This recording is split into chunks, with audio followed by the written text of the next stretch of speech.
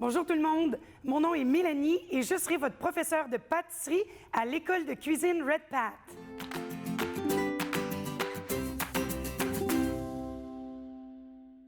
Aujourd'hui, on cuisinera ensemble une recette qui plaira à tous vos invités. On fera une tartelette à la noix de coco avec une crème pâtissière à la fleur d'oranger. Wow! Aujourd'hui, dans nos deux recettes, on cuisine avec la cassonade dorée. Tout d'abord, sa couleur est beaucoup plus claire, mais son goût est subtil et velouté en tant que caramel. Elle est également beaucoup plus humide et moelleuse que le sucre. C'est donc celle-ci qu'on utilise quand vient le temps de faire les meilleurs biscuits aux brisures de chocolat. Mais vous pouvez également utiliser la cassonade foncée. On peut voir que celle-ci, sa couleur est beaucoup plus riche et intense. Son goût de caramel est donc beaucoup plus présent. C'est celle-ci qu'on utilise quand vient le temps de faire toutes sortes de caramel, de sauce au butterscotch, mais on peut également l'utiliser quand vient le temps de sucrer nos viennoiseries et pourquoi pas l'utiliser quand vient le temps de faire les meilleures marinades. Habituellement, quand vous allez dans un cours, le professeur va faire les choses devant vous et vous allez exécuter par la suite. Pas ici. Ce que vous allez faire, c'est que vous allez faire la recette. Et moi, je vais venir derrière vous et je vais répondre à vos questions et je vais vous aider pendant que vous faites la recette. Donc, ça va être beaucoup plus dynamique et je vais pouvoir voir où est-ce que vous faites des erreurs et où est-ce que vous faites déjà des bonnes choses. Donc, vous avez déjà des bons trucs. Parfait? Donc, la pâtisserie, contrairement à la cuisine, c'est très précis. Un pâtissier va toujours travailler avec une balance. Un cuisinier, jamais avec une balance, il n'y a pas le temps. Il y a trop de choses à faire sur la cuisinière.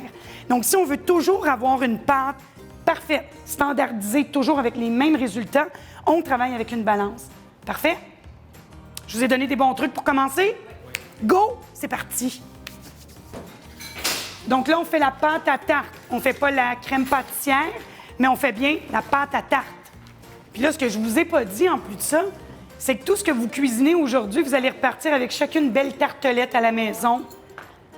On commence toujours par faire le beurre seul, avant même de venir mettre le sucre. Parce que si ton beurre est un peu trop froid et il n'est pas bien crémé, tu vas toujours avoir des motons de beurre. Donc, très important de venir crémer ton beurre d'abord et ensuite, on va venir mettre la cassonade. D'accord? Oui, puis il y a une autre belle chose que j'ai oublié de vous dire.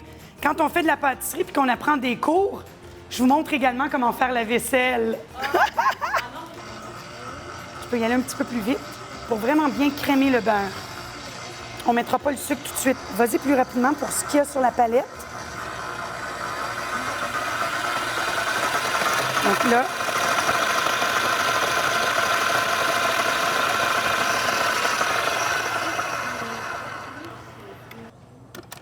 et voilà. C'est comme ça peut être mieux. Merci. Bienvenue. Et là, tu as le timer. Moi, ce que je fais, à toutes les minutes, on arrête, on lève, on prend la maryse, on vient déloger et on recommence. Comme ça, on est sûr que ça va être vraiment bien mélangé. Puis même le sucre, la cassonade qui est au-dessous, va être vraiment bien mélangé. Donc, à toutes les minutes, on arrête, on vient racler et on recommence. Parfait? Un œuf. Un œuf. Donc là, tu vas pouvoir venir rajouter ton œuf et la vanille. Quand on voit qu'il n'y a plus de farine blanche, parfait, c'est tout. Donc là, vous allez retirer, vous allez faire une boule et vous allez mettre au frigidaire pendant 1 heure. Donc, dans la recette, on dit que la pâte va faire 6 tartelettes. Donc, quand ma pâte est bien réfrigérée après 1 heure, je sors ma boule et je vais venir la couper en 6 morceaux égaux. Comme ça, je suis sûre que les tartelettes vont toutes avoir la même grosseur. Et ce qu'on fait, c'est que là, on veut faire des beaux disques. Donc là, la pâte est quand même assez froide parce que ça fait plus d'1 heure qu'elle est dedans. On va venir la mettre en forme ronde parce que si on la laisse en pointe, vous n'aurez jamais un beau disque rond. D'accord? Puis là, ça va vous aider à la réchauffer un peu avec vos mains parce que sinon, vous allez rouler longtemps. On vous recommande de mettre de la farine sur votre surface. Et quand on vient abaisser une pâte, on va toujours donner quelques coups. Je tourne ma pâte et je roule. Je retourne ma pâte. Comme ça, ça me permet d'avoir une pâte qui est bien égale et mon disque va être bien rond. Donc, on doit la tourner d'un quart de tour à toutes les fois, jusqu'à temps qu'on ait l'épaisseur désirée. Donc ici, on parle d'à peu près 1/4 de pouce d'épais. Ensuite, je prends ma pâte, je viens la mettre à l'intérieur de mon moule et je vais m'assurer de relever la pâte pour bien venir la faire loger jusque dans le fond de mon moule. Puis là, avec mon doigt, je l'aide là, à vraiment venir épouser le bord du moule. Parce que si je ne fais pas ça comme ça, là, vous allez avoir de l'air entre votre pâte et le moule, puis vous allez avoir des tartelettes qui ne seront jamais droites. Donc, je lève la pâte et je viens compresser. D'accord? Quand ça, c'est bien fait, je viens tout doucement avec mes mains. Et moi, ce que j'aime bien faire, c'est que j'aime bien venir en mettre un peu plus. Parce que la pâte, une fois qu'elle cuit, elle rétrécit toujours. Donc, si j'en mets un petit peu plus vers l'intérieur, quand elle va le cuire, je vais vous montrer ce que je suis en train de faire, là, d'accord? Toutes tes pâtes à tarte? En majorité, souvent dans les livres, vous allez voir remettre au frigo avant de cuire. OK. Congèle, c'est encore mieux. Ça devient plus froid plus rapidement. Mais on parle de 10 à 15 minutes maximum. Congélateur, là, ça lui donne un petit coup de choc. Parce que tu fais une tarte ou une tourtière. Ça donne un choc. Puis plus qu'il y a des chocs de température, plus vous allez avoir des pâtes croustillantes, friables. Donc, c'est très bon, les écarts de température en pâtisserie. Donc, un petit 10-15 minutes, ça va la remettre, ça va lui donner vraiment une forme presque parfaite. Je viens tout simplement, avec une fourchette, piquer. Je vais toutes les faire pour vous, d'accord? Ce que ça fait, c'est que premièrement, ça va empêcher ma pâte de faire des bulles d'air. Si je ne viens pas la piquer, quand je vais la mettre au four, là, ma tartelette, c'est une pâte. Donc, automatiquement, elle veut lever. En la piquant, je viens de dire « Wow, calme-toi, je veux pas que tu lèves. » Donc, on va venir mettre le papier dans notre pâte à tarte qui va sortir du congélateur, puis on va venir y mettre des bines jusqu'à temps que ça déborde pour être sûr que ma pâte ne lève pas au four. D'accord? Est-ce que ça va bien jusqu'à date? Oui? Vous avez compris des petits trucs jusqu'à date?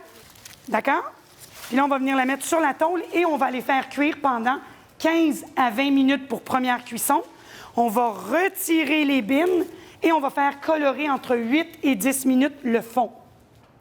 Donc, on vient juste de terminer à faire nos pâtes à tarte avec un peu de noix de coco à l'intérieur. C'est maintenant le temps de faire la crème pâtissière. Est-ce que vous êtes prêts? Oui. Est-ce que vous êtes nerveux un peu? Oui. J'espère, hein? Parce que là, vous pouvez complètement la rater, votre crème. Ben non, c'est impossible, je vais vous donner mes trucs. En attendant, vous avez mis dans votre bol préalablement vos jaunes, votre sucre et de la fécule de maïs. Donc, ce qu'on fait, je vais vous le montrer. On a mis ici tous les ingrédients dans mon bol, puis je m'assure que c'est bien mélangé et homogène. Donc ici, là, c'est le fouet qui est... Donc, c'est bien mélangé ensemble. Je ne vois plus mon jaune et mon sucre. Je garde ça à côté et je vais venir, quand mon lait va être chaud, c'est mon lait que je vais venir verser dans mes jaunes. Donc, je vais réchauffer mes jaunes d'œufs tranquillement. Les jaunes d'œufs, si on vient leur donner un degré de température trop rapide, ça va cuire, ça va faire des œufs à la coque. Donc, on doit venir réchauffer nos jaunes tranquillement. Je viens prendre le lait et je vais en mettre un petit peu, je brasse. J'en remets un petit peu, je brasse, jusqu'à temps que tout mon lait soit mis dans mes jaunes. Je vais vous le montrer tranquillement ici. Je vais prendre et je viens tout simplement verser un peu de lait.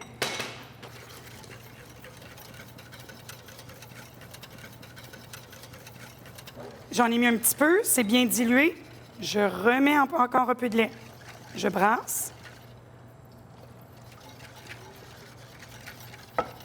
Et là, c'est bien dissous. Je remets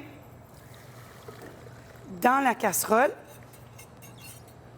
Là, je reprends la maryse du début. Et quand ma préparation va commencer à épaissir, là, vous allez prendre votre fouet. Et quand les bouillons vont commencer, vous cuisez votre crème pâtissière 2 minutes. C'est toujours à feu moyen hein, qu'on fait ça. Parce que si vous le mettez au degré de température le plus élevé, ça risque de cuire vraiment trop rapidement. Et là, vous allez faire des grumeaux. Donc, tu vois, là, quand ça commence à bien fumer comme ça, vas-y avec le fouet. Pour être sûr qu'il n'y a pas de grumeaux. Puis, il faut vraiment que tu mettes du papier partout, partout, partout. Parce que sinon, où est-ce que tu ne mets pas de papier? Tu vas voir, il va avoir une belle grosse croûte. Ça va mettre ça au frigidaire. Donc là, je reviens avec vos tartelettes qui sont bien refroidies.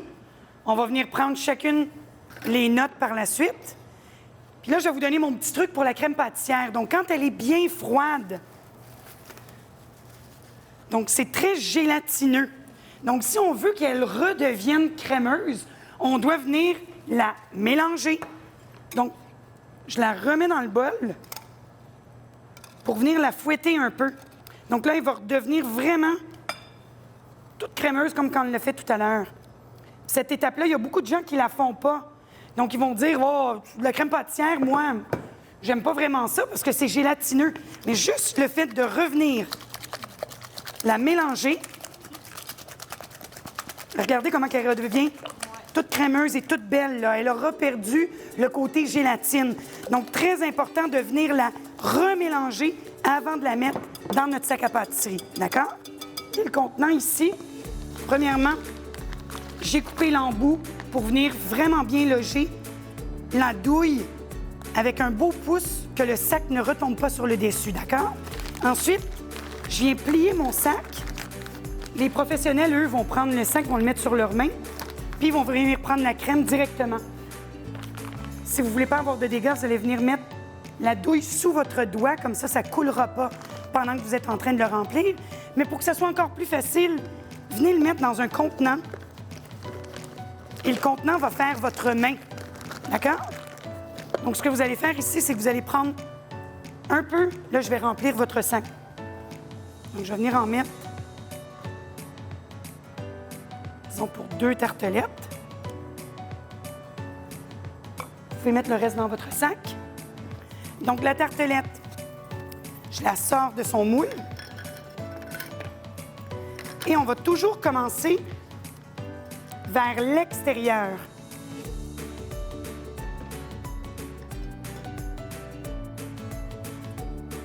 Pour rentrer à l'intérieur. On vient mettre nos fruits. Et là, c'est vraiment à nous de se laisser aller. Donc, la décoration, on vient mettre... On pourrait même couper les fraises. Je vais sortir des petits couteaux. J'ai coupé ma fraise en accordéon. Ça peut être joli aussi. Puis, habituellement, même chose. On va toujours commencer vers l'extérieur pour les décorations. Regardez ça comme c'est beau. Là, vous allez servir ça à vos invités. Ils vont dire, mais à quelle pâtisserie tu as pris ta tartelette? Tu diras au cours de Red Pat. Et là, vous voyez ici, je vous ai fait fondre un peu de confiture d'abricot pour vous donner le truc quand vient le temps de venir mettre un peu de dorure. Donc, que ça soit vraiment très beau, on prend la confiture d'abricot et on vient tout simplement en mettre sur le dessus de nos fruits. Wow! Quel beau cours enrichissant! Est-ce que vous avez aimé ça? Oui. Vous avez appris quelque chose? Oui, bien sûr. Puis est-ce que vous avez trouvé ça bon? C'est super bon. Vous allez le refaire à la maison? Oui. Donc, pour vous féliciter, j'ai un petit drink pour vous autres. Donc, on finit ça avec un café infusé à froid. Puis, je suis venue l'aromatiser avec un sirop neutre. Donc, un sirop neutre, c'est même quantité d'eau que quantité de sucre. Et j'ai mis des pelures d'orange. Donc, j'ai fait un sirop neutre à l'orange. Je suis venue en mettre à l'intérieur de mon café, des glaçons, une tranche d'orange. Puis, ça fait un drink hyper rafraîchissant qui va super bien avec nos tartelettes qu'on a faites aujourd'hui. Santé, tout le monde! Donc, vous êtes maintenant rendus des pas pires pâtissiers. Continuez de prendre des cours avec moi, puis vous allez devenir des vrais professionnels. On fait un santé? Santé, tout le monde!